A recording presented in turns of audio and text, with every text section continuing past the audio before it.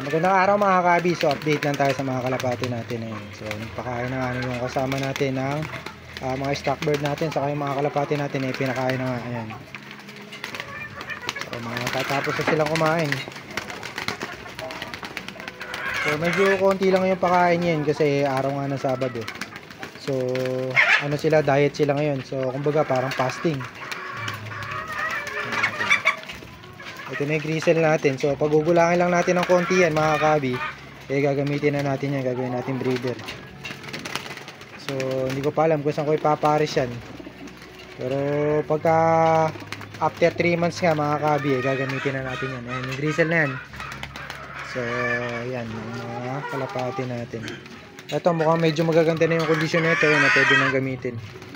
So yung iba dyan mga kabi naglulugon pa, so pagulangin pa, saka ano tawag dito, bisin pa mga kabi. Ibig sabihin naglulugon. So kailangan paglugunin muna natin. Ayan yung mga stock bird natin. So ito yung paborito natin na ginagamit sana. Ayan yung blue bar na yun. Falcon line natin yan. So yung mga falcon line natin dito. Ito yung falcon line natin. Blue bar na yan. Yan. Yung pumapagaspas na yan.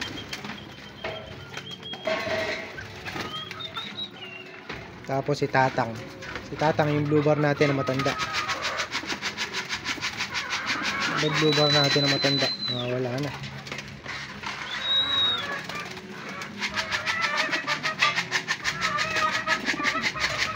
Ito siguro. Wala Tatang. Ito. Hindi, ayun. Ayun mga kabi.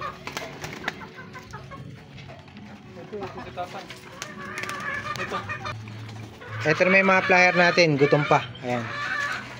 Nakita niya.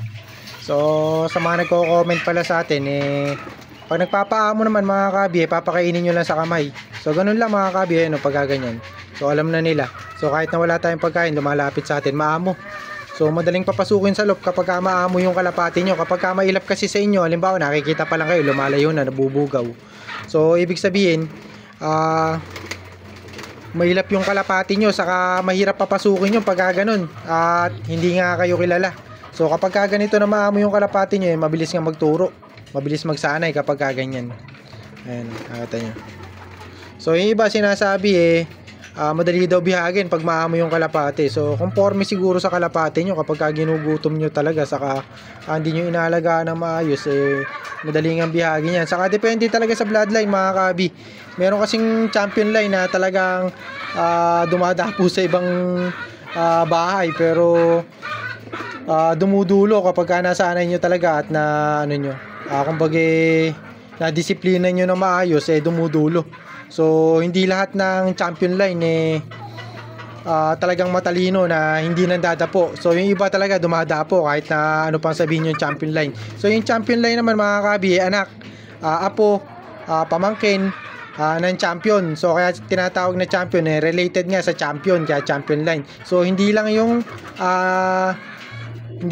nanay at yung nanay ang ano, so kumbaga both side. So both parents sila is champion line. So hindi pwedeng sasabihin na champion line na hindi naman nag-champion yung nanay, o hindi naman nag-champion yung ano, kumbaga sa side. So kumbaga kahit papaano may laro.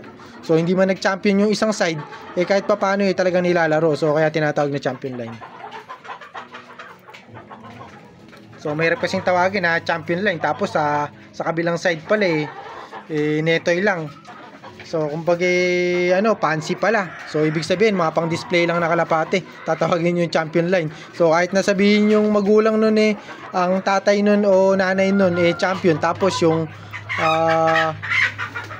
half parents niya naman o yung isa sa magulang niya fancy.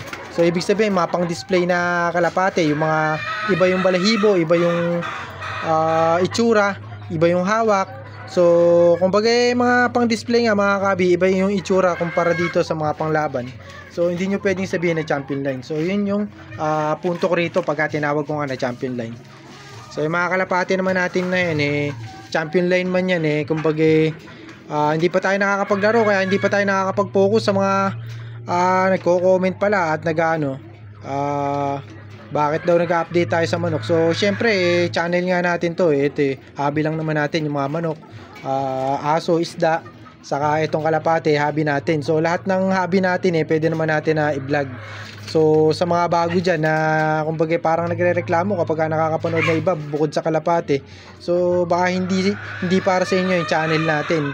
So kumbaga lumipat kayo ng channel, so doon kayo manood. So ako kasi hindi ako namimilit ng nanonood sa akin mga kabi.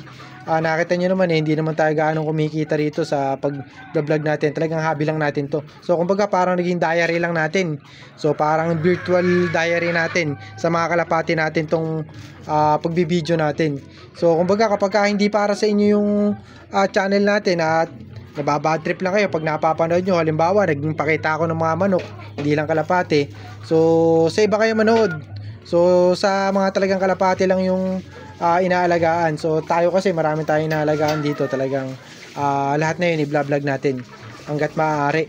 So pero siguro sa ngayon ang gagawin na lang natin lilimitahan natin. So kumbaga ito muna yung mga kalapati muna ipapakita natin sa video. Susunod yung mga iba natin na hobby.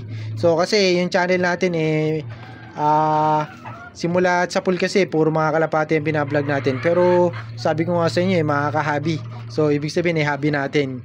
So yun nga, manood na lang yung mga gustong manood at yung mga ayaw naman manood, hindi ko naman kayo pinipilit. So para sumama pa yung loob nyo sa akin, sumama yung loob ko sa inyo. Wala naman dapat ganun. Kasi nga tayo nag-vlog lang tayo para sa atin, para sa kalapati natin, hindi naman para sa ibang tao. Saka ito yung iba yung pag-vlog natin kasi para din sa mga iba na katulad nga ng hobby natin natutuwa na nanonood. So iba nasa abroad ay nagme-message sa atin na natutuwa nga raw kahit papaano nakakapanood ng vlog na kumbaga kinalakihan nila. Kasi karaniwan naman sa mga typical ng mga Pilipino, yung mga batang talagang lumaki na merong nagsasabong sa bakuran, sa mga kapitbahay. So kumbaga nakakalakihan nila yung kalapate sa manok. So kaya natutuwa yung ibang nanonood sa atin na kahit papaano raw parang makatotohanan. Kumbaga parang realistic yung pag-vlog natin kasi nga lahat na i-vlog natin. So hindi lang yung katulad ng kalapate na halimbawa nahilig lang bigla sa kalapate. Tapos katulad yan maraming vlogger ngayon na maraming vlogger dati na ngayon nag-quit na, bumili pa ng mga mamahaling pang vlog. Tapos nung hindi ganong kumikita, hindi na nag-vlog. So kumbaga hindi talaga nila hilig yung kalapate at nakita lang nila, akala nila kikita sila sa pag-vlog at mananatili yung kita nila. So ngayon hindi na sila nag-vlog. So tayo hindi ganoon. So kumbaga patuloy lang tayo sa hobby natin kasi hobby nga natin to mga kaibigan. Nakita nyo naman simulat sa puli may manood mo na at wala, talagang patuloy tayo sa pag-upload natin. So sana good vibes lang dito sa channel natin mga kabi.